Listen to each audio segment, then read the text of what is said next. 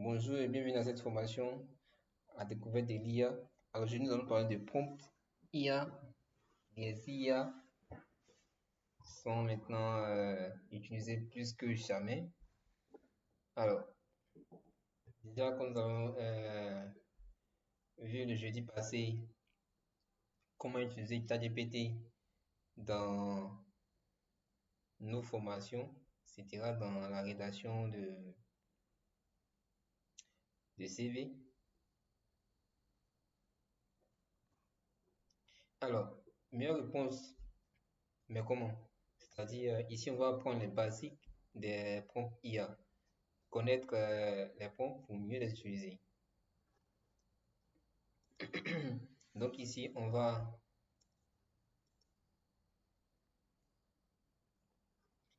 alors, on va se demander ici comment aborder une IA. Il y a d'abord les instructions.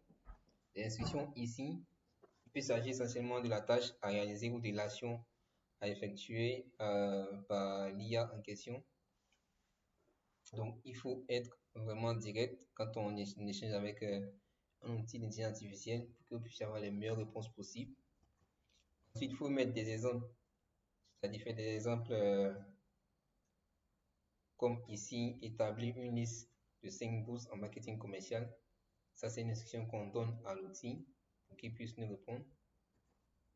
Ensuite, on a également en B le contexte. Quand on parle de contexte, on parle des éléments nécessaires qui vont permettre à l'outil d'IA de pouvoir nous donner la meilleure réponse possible. Donc, ici, un exemple, on pourrait dire, on va donner deux cas. Dans le premier cas, sans contexte, écrit une histoire de la Côte d'Ivoire.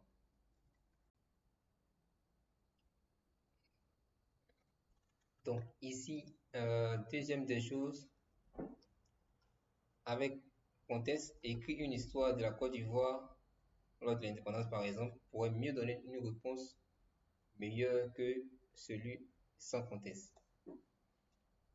On a par exemple des exemples qui permettent aux outils d'IA de pouvoir donner des informations vraiment claires et nettes. Donc ici, si on dit par exemple, concevoir un programme de formation en vente, et puis on ne donne pas le contexte, et on revient, on donne le contexte en disant concevoir un programme de formation complet, similaire au programme disponible sur Udemy par exemple, et avec des exercices faciles à reproduire. Ça, c'est vraiment la meilleure manière de pouvoir avoir une réponse complète. On a également le rôle qu'on attribue à une intelligence artificielle pour lui permettre de pouvoir nous donner la meilleure réponse possible. Alors, ici, on va prendre deux exemples. Dans le premier cas, on va le demander en ce qui concerne fournir des conseils pour les étudiants. Premier cas, donner des conseils pour les étudiants en deuxième année. Dans ce premier cas, on n'a pas vraiment trouvé de rôle à l'IA.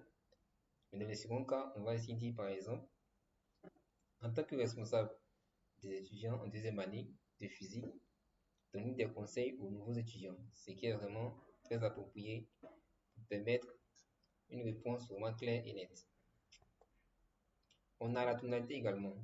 La tonalité ici fait allusion à quoi? La tonalité, c'est le ton qu'on utilise pour communiquer avec une intelligence artificielle afin d'avoir les réponses les meilleures possibles. Ici, on pourrait dire rédiger un rappel sur une échéance à venir. Dans ce contexte, il n'y a pas de ton. On va ajouter un ton pour dire rédiger un rappel amical mais urgent à propos d'une échéance à venir. Ce qui va permettre à l'IA de pouvoir répondre avec une certaine tonalité pour que notre interlocuteur puisse répondre le plus rapidement possible. On a le public visé. Le public visé, c'est quoi? C'est la cible qu'on vise à travers de notre communication. Donc ici, par exemple, si on désire transmettre un message important, dans le premier cas, sans cible, on pourrait dire expliquer le concept de la bioinformatique, ce qui est un peu trop vague et serait un peu compliqué à comprendre. Si on revient et qu'on dit ici, mettre avec si expliquer le concept de la bioinformatique à une personne n'ayant pas de base en bioinformatique. Dans ce contexte-là, on sera plus à même à expliquer littéralement ce que c'est que la bioinformatique à cette personne-là. Et l'IA pourra nous donner les réponses exactes qu'on puisse les transmettre. On a le format de sortie. Le format de sortie, c'est quoi? Le format de sortie, ici, il s'agit de la manière dont vous souhaitez que le modèle d'IA structure sa réponse. Alors, on peut avoir des requêtes un peu plus complexes. Dans ce cas, on peut demander à l'IA de nous fournir des informations formatées. D'accord? Donc, dans le premier cas, la mauvaise la mauvaise manière de faire le prompt, ce serait de dire fournir une liste des 5 villes les plus peuplées du monde, par exemple, en indiquant leur population, leurs états et leurs régions. Alors, ce sera pêle-mêle. Donc, la meilleure manière, par exemple, ce serait de nous dire fournir une liste des 5 villes les plus peuplées du monde, y compris leur population, leur état et leur région, et demander à ce qu'ils les rendent en un format, par exemple, JSON, qu'on aimerait bien insérer à notre site web pour notre application. Donc, on va y aller pour la pratique. Comme je dis tantôt dans les débuts, le cours c'est 20% de pratique et 30%, 80% de, voilà, 20% de cours et 80% de pratique. Donc, voilà. On va explorer les différents prompts ici. Alors, les outils d'IA qui nous permettent de pouvoir faire les prompts, vous en trouverez sur Workman IA, qui regorge vraiment de beaucoup de prompts, que ce soit pour faire des chatbots ou bien pour générer des images vraiment précises, faire du e-commerce, etc. On a également ici,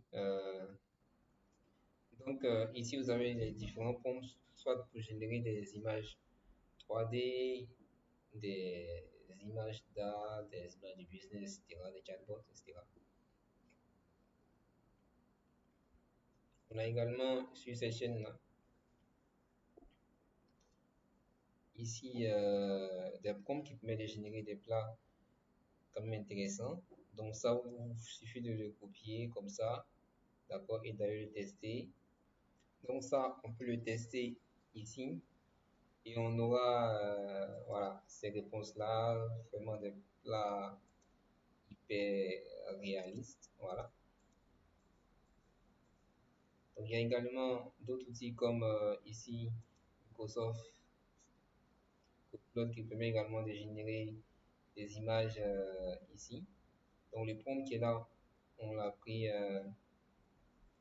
donc le prompt on l'a pris ici, d'accord.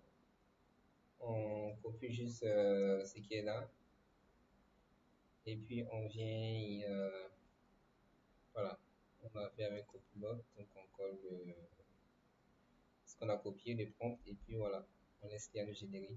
Donc vous pouvez vous baser sur ces types de prompts là, d'accord, pour générer des images vraiment top, voilà, grâce aux outils d'intelligence artificielle. Donc, il y a plein de prompts ici que vous pourrez bien évidemment tester, essayer, d'accord. Et là, il y a ici des éléments pour améliorer votre prompting, c'est-à-dire vos réponses lorsque vous faites des prompts. Donc, tout ça sera dans le chat de la vidéo. Et n'oubliez pas que chaque mardi et jeudi, nous faisons une formation à partir de 18h en ligne. Vous pouvez joindre notre groupe WhatsApp dédié à ça. Nous sommes là pour 3 mois, d'accord? Nous sommes là pour 3 mois. Et d'ici là, portez-vous bien et à jeudi.